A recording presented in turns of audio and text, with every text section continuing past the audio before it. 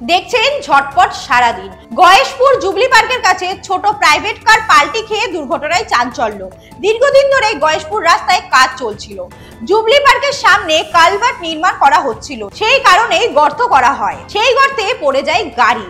পথ চলতি মানুষের নজরে আসে, তবে গাড়ির চালকের কোনো খোঁজ পাওয়া যায়নি। তবে কিভাবে গাড়ি পাল্টি খেলো বা গাড়ির চালক সহ বিস্তারিত তথ্য সন্ধানে পুলিশ নেমেছে। বেলঘড়িয়া টু গবারচর তালতলা পাড়ায় ভাগীরথী নদীতে ভাঙন রোধের কাজ চলাকালীন জলে পড়ে যায় জেসিবি। গত 3 দিন ধরে প্রচেষ্টা চালানো হলেও এখনো পর্যন্ত সেটিকে ডাঙায় তোলা সম্ভব হয়নি। তৃণমূল কংগ্রেসের পঞ্চায়েত সদস্য প্রাণকুমার বিশ্বাস জানান, মুখ্যমন্ত্রী মমতা ব্যানার্জির অনুপ্রেরণায় এবং শান্তিপুর বিধানসভার বিধায়ক ব্রজকিশোর গোস্বামীর প্রচেষ্টায় এই গঙ্গা ভাঙন প্রতিরোধের কাজ শুরু হয়েছিল। জেসিবি পড়ে যাওয়ার পর থেকে কাজ পুরোপুরি বন্ধ হয়ে গেছে। আজও জেসিবি জল থেকে তোলার কাজ চলছে। দেখা যাক জেসিবিটি কখন জল থেকে তোলা হয় এবং ভাঙন প্রতিরোধের কাজ আবার পুনরায় শুরু হয়। ফের নদিয়ার রানাঘাট পুলিশ জেলার বড়সড় সাফল্য।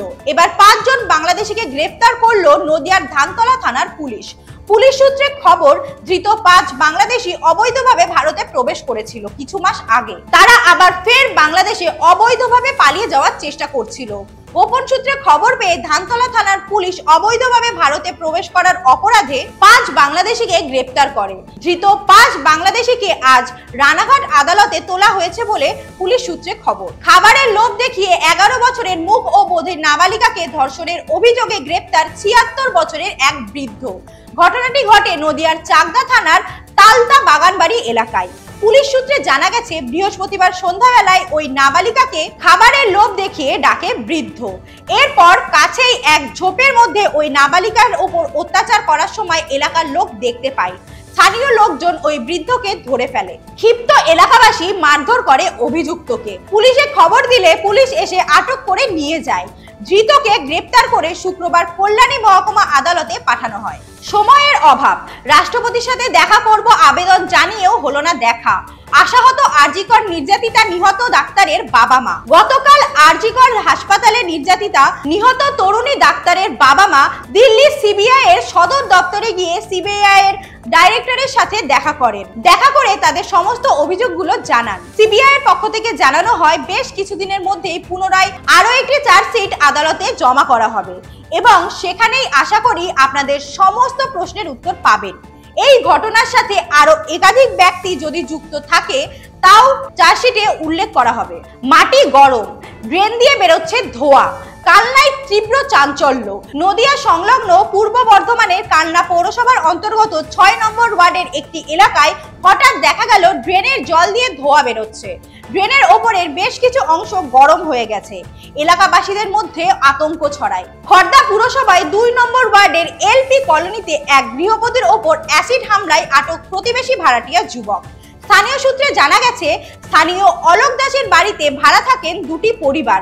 তাদের মধ্যে আক্রান্ত গৃহবধূ ও তার স্বামী এক সন্তানকে নিয়ে ওই বাড়িতে একটি ঘরে ভাড়া থাকে তারা। অভিযোগ, শুক্রবার সকালে আক্রান্ত গৃহবধূ বাড়ির উঠোনে কাজ করছিলেন। সেই সময় আচমকায় পাশের ঘরের ভাড়াটিয়া যুবক সুজিত কুমার দেবনাথ পেছন থেকে হানা দিয়ে ওই গৃহবধূর মাথায় ও মুখে অ্যাসিড ঢেলে দেয়।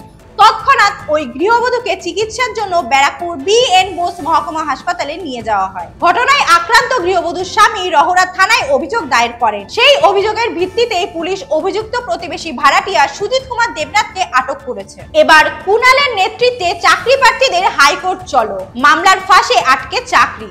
দ্রুত নিয়োগের দাবিতে বিক্ষোভ। 2016-র SLST শারীর কর্মশিক্ষা চাকরি প্রার্থীদের মিছিল। রানী রাসমণি এভিনিউয়ের মিছিল আটকে দিল পুলিশ। এদিন কুণাল ঘোষ বলেন, এরা হচ্ছে SLST ওয়ার্ক এডুকেশন ও ফিজিক্যাল এডুকেশন। এরা যোগ্য। রাজ্য সরকার এদের দাবিতে সাড়া দিয়ে সব আইনি দিক খতিয়ে দেখে এদের নিয়োগ দিয়ে দিয়েছেন, কিন্তু বিকাশ ভট্টাচার্য একটা অন্যায় মামলা করে এদের নিয়োগ আটকে রেখেছে। পীরগঞ্জ রাজ্য সড়ক অবরোধ। স্থায়ী পাকা সেতুর দাবিতে ফের আন্দোলন বিক্ষোভে নামলেন নদীর তীরবর্তী এলাকার বাসিন্দারা। অবরোধকারীরা রাজ্য সড়কের ওপর প্লেকার্ড হাতে বসে পড়েন এবং রাস্তায় টায়ার জ্বালিয়ে বিক্ষোভ দেখাতে থাকেন। তাদের একটাই দাবি, অবিলম্বে রতুয়া 2 নম্বর ব্লক এবং পুরাতন মালদা এই দুটি ব্লকের সংযোগস্থলের মাঝখান দিয়ে বয়ে যাওয়া মহানন্দা নদীর ওপর যেন কংক্রিট পাকা সেতু দ্রুত করা হয়, তার দাবিতেই তাদের এই আন্দোলন। অবরোধের ফলে মামলা রতুয়া রাজ্য সড়ক অবরোধ হয়ে পড়ে এবং যান চলাচল ব্যাহত হয়। যদিও পরবর্তীতে ঘটনাস্থলে পুকুরিয়া থানার পুলিশ ছুটে আসে। অসহায় মায়ের আকুতি, চিকিৎসার অভাব, শারীরিক প্রতিবন্ধকতার শিকার ছোট্ট ফরিদা। আলিপুরদুয়ার জেলার মাদারিহাট বীরপাড়া ব্লকের ডিমডিমা চা বাগানের বসবাসরত ফিরোজা খাতুনের মেয়ে ফরিদা খাতুন আজও ভুগছেন এক ভয়াবহ দুর্ঘটনার পরিণতিতে। জন্মের মাত্র 2 মাস 7 দিনের মাথায় এক মর্মান্তিক অগ্নিকাণ্ডে গুরুতরভাবে আহত হয় ছোট্ট ফরিদা। জানা গেছে সেদিন ফিরোজা খাতুন ও তার স্বামী ঘরের বাইরে ছিলেন। হঠাৎ খাটের পাশে রাখা হেরিকেন থেকে আগুন ধরে যায়, যার ছিটকে পড়া শিখা ফরিদার মাথার এক পাশকে ঝলসে দেয়। সঙ্গে সঙ্গে ফিরোজা তাকে উদ্ধার করে বীরপাড়ার রাজ্য সাধারণ হাসপাতালে নিয়ে যায়, কিন্তু সেখান থেকে রাতারাতি জলপাইগুড়ি সদর হাসপাতালে রেফার করে দেওয়া হয় ফরিদাকে। কিছুদিন চিকিৎসার পর হাসপাতাল থেকে বাড়িতে ফিরতে হয় ছোট্ট ফরিদাকে এবং পরামর্শ দেওয়া হয় উন্নত চিকিৎসার জন্য অন্য কোথাও নিয়ে যাওয়ার। প্রয়োজনীয় চিকিৎসার অভাবে আজও অস্বাভাবিক জীবন থেকে ফিরতে পারেনি ফরিদা। অভাব অনটনের মাঝেও ফিরোজা খাতুন বাচ্চাটিকে আগলে রেখেছেন, তবে চিকিৎসার ব্যয়ভার বহন করা তার পক্ষে অসম্ভব। তিনি সমাজের সহৃদয় ব্যক্তিদের ও বিভিন্ন সংস্থার কাছে সাহায্যের আবেদন করেছেন, যাতে তার সন্তানের চিকিৎসা করানো সম্ভব হয়। এখনকার মতো এই পর্যন্তই। দেখতে থাকুন ঝটপট সারাদিন, প্রেজেন্টিং বাই HPR নিউজ। নমস্কার।